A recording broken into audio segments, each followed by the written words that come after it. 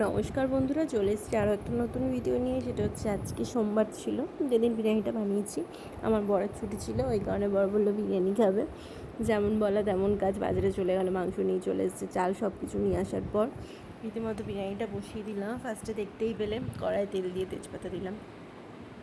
মাংসটা আলুটা রেডি করে রেখেছি, ধুয়ে রেডি করে রাখার পর তেল দিয়ে তেজপাতা ফোড়ন দিয়ে পেঁয়াজটা ভালো করে ভেজে ওর মধ্যে জল ঢেলে দিলাম। জল দেওয়ার পর এবার একটু নেড়ে নিলাম, ভালো করে নেড়ে নিয়ে তারপরে মশলা দিতে হবে। সেটা হচ্ছে নুন দেবো, হলুদ দেবো, লঙ্কার গুঁড়ো দেবো, দিয়ে ওটা ভালো করে মিক্স করে নিয়ে ওর মধ্যে আলুগুলো দিয়ে দেবো। দেখতেই পাচ্ছ এবার যেটা বললাম, লঙ্কার গুঁড়ো দিলাম, এবারে দেবো হলুদ, তারপরে আলুটা দিয়ে দেবো। আলুটা দেওয়ার পর সবার লাস্টে নুনটা দিয়ে নেড়ে ওটা ঢাকা দিয়ে দেবো।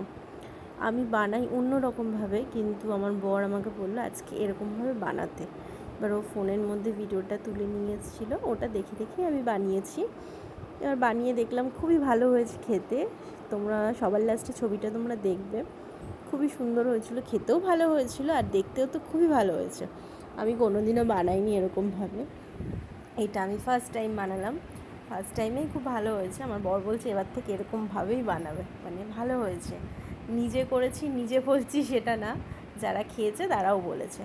যাই হোক, যেটা বললাম, আলুটা রীতিমতো ভালো করে সিদ্ধ করে নেওয়ার পর আলুটাকে তুলে নিয়ে ওর মধ্যেই আবার মাংসটা দিয়ে দেবো। দেখতে পাচ্ছ একে একে মাংসগুলোকে দিয়ে দিলাম।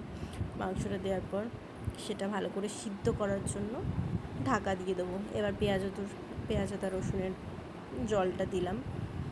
দেওয়ার পর মাংসটা ভালো করে নেড়ে আবার একটু সামান্য নুন দিয়ে দিলাম, যদি নুন কম হয় ওই জন্য আবার একটু নুন দিয়ে সেটাকে ভালো করে জল দিয়ে মাখিয়ে ঢাকা দিয়ে দিয়েছি।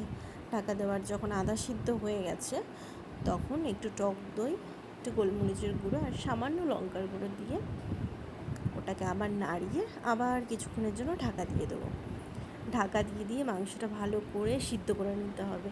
আর ঢাকা দিয়ে মাংসটা সিদ্ধ করেছি, মাংসটা খেতেও খুব সুন্দর হয়েছিল, মানে ভালো মতনই সিদ্ধ হয়ে গেছে।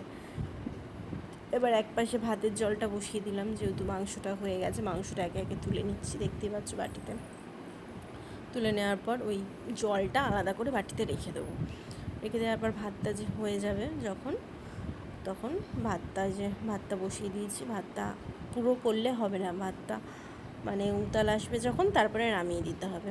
নামিয়ে দেওয়ার পর হাঁড়িটা ফাঁকা করে দিয়ে ওর মধ্যে একে একে মাংসগুলো দেবো। প্রথমে জলটা বানিয়ে নিলাম, একটা গোলাপ জল দিয়েছি, কেওড়া জল দিয়েছি, একটা মিঠা আতর দিলাম। মিঠা আতরটা দিয়ে তারপরে গুলিয়ে নেবো। গুলিয়ে নিয়ে কামধনু রঙ আছে ওটা একটু সামান্য দিয়ে দিয়েছি। ওটা ভাতের উপরে দেবো যেহেতু, তাই জন্য নিচে মাংস আলু সব দেওয়ার পর তারপরে ভাতটা দিয়ে দেখতেই পাচ্ছ জলটা দিয়ে দিলাম। জল দেওয়ার পর ওর উপর থেকে একটু ঘি দিয়ে দেবো। ঘিটা এখনও দিয়েছি, আবার যখন হাঁড়িটা খুলেছি, ভাপে বসানোর পর যখন হাঁড়িটা খুলেছি তখনও হাঁড়িটা খুলে ঘি দিয়েছিলাম, সেটা আর তোলা হয়নি। তারপরে এই যে বিরিয়ানিটা রেডি হয়ে থালায় দেখতে পাচ্ছ, খেতে খুবই ভালো হয়েছে। আশা করি ভিডিওটা ভালো লাগলে তোমরা অবশ্যই সাবস্ক্রাইব করো। তোমরা সবাই ভালো থেকো, সুস্থ থেকো, টাটা।